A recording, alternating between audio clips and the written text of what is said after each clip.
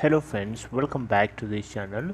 दोस्तों, इस वीडियो में हम लोग बात करने जा रहे हैं रिलायंस कम्युनिकेशन लिमिटेड के लिए। लेकिन शुरू करें उससे पहले आपसे दो रिक्वेस्ट करना चाहूँगा।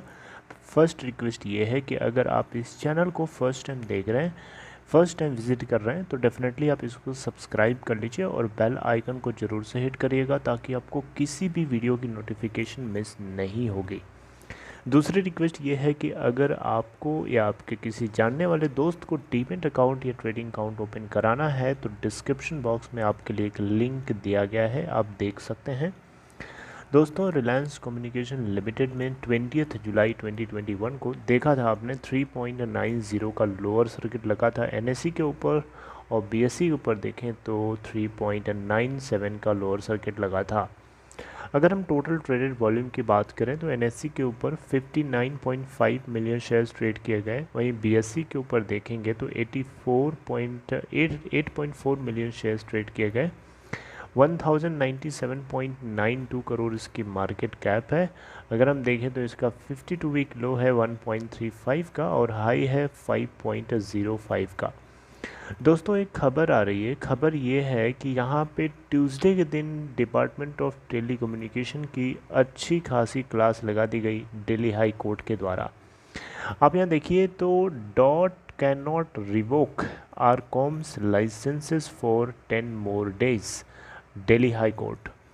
दोस्तों, यहाँ हुआ ये है कि दिल्ली हाई कोर्ट ने ना अभी अभी क्या किया है बेसिकली कि डिपार्टमेंट ऑफ टेली कम्युनिकेशन जो है रिलायंस कम्युनिकेशन लिमिटेड के स्पेक्ट्रम को लेकर के जो लाइसेंस वाली बात है उसको ये कैंसिल ना कर दे। इस चीज़ को लेकर के दिल्ली हाई कोर्ट में जो रिलायंस कम्युनिकेशन लिमिटेड का जो रिजोल्यूशन प्रोफेशनल है डेलॉयटी, आपको मैंने बताया है, तो वो अप्रोच कर रहे थे बार बार।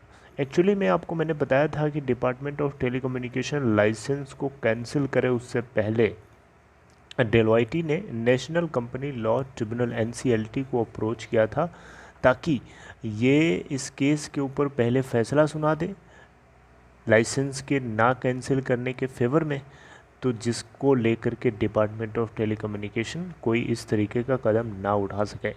लेकिन एनसीएलटी अभी इसके ऊपर केस के ऊपर सुनवाई करता, इसके ऊपर फैसला निकालता, उससे पहले ही डॉट के इस तरीके के कदम उठाने का डर बना हुआ था, जिसको लेकर के डेलॉयटी काफ़ी अनसिक्योर फील कर रहा था। और इसी के चलते दिल्ली हाई कोर्ट में इन्होंने अप्रोच किया और दिल्ली हाई कोर्ट ने यहाँ पे साफ साफ शब्द में बोला है कि 10 दिन और आपको इस तरीके का कदम नहीं उठाना है, आप नहीं कर सकते ऐसा। देखिए, डॉट का जो रिस्पांस था बड़ा ही अजीबोगरीब था। जो शब्द यूज़ किया है इन्होंने, उस शब्द को सुनना थोड़ा सा आपके लिए ज़रूरी है। देखिए, यहाँ पे डॉट का बोलना है, डॉट बोलता है, DoT on Tuesday told the court मतलब Delhi high court, that Arcom is dead horse that is getting beaten to revive it, unlike other telecos which still have their licenses valid। इसका मतलब ये दोस्तों कि डॉट यहाँ पे रिलायंस कम्युनिकेशन लिमिटेड को एक मरा हुआ घोड़ा समझ रहा है। और यहाँ पे डॉट की ऑब्जर्वेशन ये है कि एक मरे हुए घोड़े को आप बार बार मार रहे हैं ताकि वो ज़िंदा खड़ा हो जाए उठ के, जो कि ऐसा पॉसिबल ही नहीं है। बाकी के टेलीकोस देखिए, वो ज़िंदा घोड़ा है। टेलीकॉम सेक्टर में रिलायंस कम्युनिकेशन एक तरीके से मरा हुआ घोड़े के बराबर है। ये डॉट की ऑब्जर्वेशन है और डॉट की ऑब्जर्वेशन कहीं न कहीं इसको भारी पड़ सकती है, क्योंकि देखिए फाइनेंशियल क्रेडिटर्स की वैल्यू पहले है, ऑपरेशनल क्रेडिटर्स की वैल्यू उसके बाद है।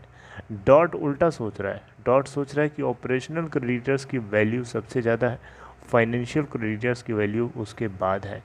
इसी बीच की लड़ाई है और इसको लेकर के अलग अलग कोर्ट्स में केसेस चल रहे हैं। तो डिपार्टमेंट ऑफ टेलीकम्युनिकेशन को दिल्ली हाई कोर्ट ने सीधे सीधे बोला है कि 10 दिन और आप रुकिए, 10 दिन से पहले पहले कोई ना कोई फ़ैसला जो है ट्रिब्यूनल सुना सकती है। और बैंक्रप्सी कोर्ट में अप्रोच करने के लिए डेलॉयटी को पूरी खुली छूट है, आप जाइए, अप्रोच करिए, बातचीत करिए, जो फैसला आता है उसके अकॉर्डिंग आप काम करिए। लेकिन इस बीच में कोई भी इस तरीके का कदम अगर डॉट उठाता है तो डॉट के लिए बहुत ही महंगा पड़ सकता है। क्योंकि दिल्ली हाई कोर्ट का ये ऑर्डर है, सजेशन नहीं है। देखिए, दिल्ली हाई कोर्ट में जस्टिस रेखा पालिल ने साफ साफ शब्द में कहा, I am of the view that the only remedy for the petitioner is to approach the NCLT. Accordingly, while permitting the withdrawal for the petition, the interim arrangement as directed on 19th July 2021 will continue for a period of 10 days. Justice Rekha Palli told.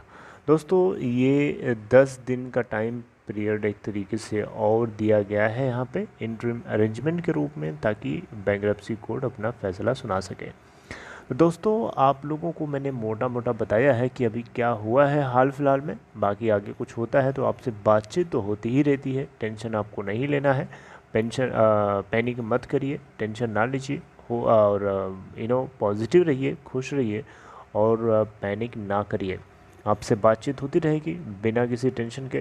Don't worry, take care of self, meet you next time.